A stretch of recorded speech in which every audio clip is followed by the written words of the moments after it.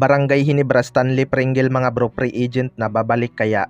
At Hinebra player na posibleng matatanggal. So kulang nga sa slasher itong Barangay Hinebra mga bro. Last conference nga ay si Scotty Thompson lang talaga ang nakikita kung walang takot pumasok sa loob. Madalas ngang nagre-rely sa 3-point shooting ang Barangay Hinebra kahit kulang sila ng legit big man na pwedeng kumuha ng rebounds kapag sumasablay sila. Isa nga sa mga hinahanap ng mga fans ang presence ng isang Stanley Pringle mga bro. Ito lang talaga ang kanilang go-to guy noon kapag kinakailangan nilang makapuntos dahil matapang nga itong sumaksak sa loob kahit may mga malalaki na nakaabang. Sayang lang talaga at na-trade siya sa Tira Perma Jeep. Do hindi naman lugi ang Barangay Hinebra sa trade na yon dahil nakuha nga nila ang dalawang scorer na sina RJ Abarrientos at Stephen Holt. Pero iba pa rin ang tapang na mayroon itong si Stanley Pringle mga bro.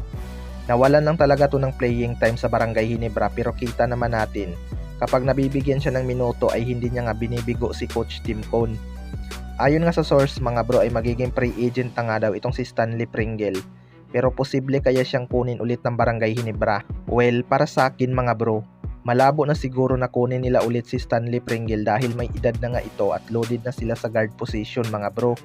Pero kung si Stan baka pwede pa nilang maligawan ulit para bumalik sa kanila kapag naging free agent. Sa kabilang banda naman mga bro, mga Hinebra player na posibleng matatanggal. Ngayon ngang kailangan ng Barangay Hinebra magdagdag ng kulang sa kanilang lineup mga bro. Posible ngang may mga matatanggal na naman sa kanilang active lineup. Una nga dyan si Jody Vance mga bro. Nagkaroon nga ito ng injury noong finals kaya hindi niya na rin nakumpleto ang kanyang pagbabalik sa ating liga. Malaki sana ang kanyang naging impact mga bro kahit maikli lang ang kanyang playing time. Kapag nagpapahinga si Japit Aguilar, nakakagawa nga ng magagandang pasa itong si Jody Vance sa kanyang mga teammate. Naglaro nga si Jody Vance sa dalawang panalo ng Barangay Hinebra noong finals.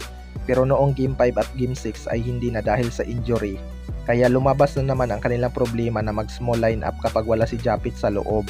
Ginawa talagang advantage ng TNT ang small lineup ng Barangay Hinebra sa series na yon. Sunod naman ay si Bonpi Sumal. Kilala nga itong sharpshooter noon mga bro kaya marami talagang natutuwa noong makuha ito ng Barangay Hinebra. Malaki nga ang naging expectation ng mga Hinebra fans sa kanya pero kabaliktaran nga ang nangyari. Wala ngang improvement si Bonpi Sumal sa Barangay Hinebra. May mga nagsasabi din na kaya hindi nag-i-improve dahil walang playing time. Pero pwede naman siyang magpakita sa kanilang practice mga bro kung deserve niya ng playing time.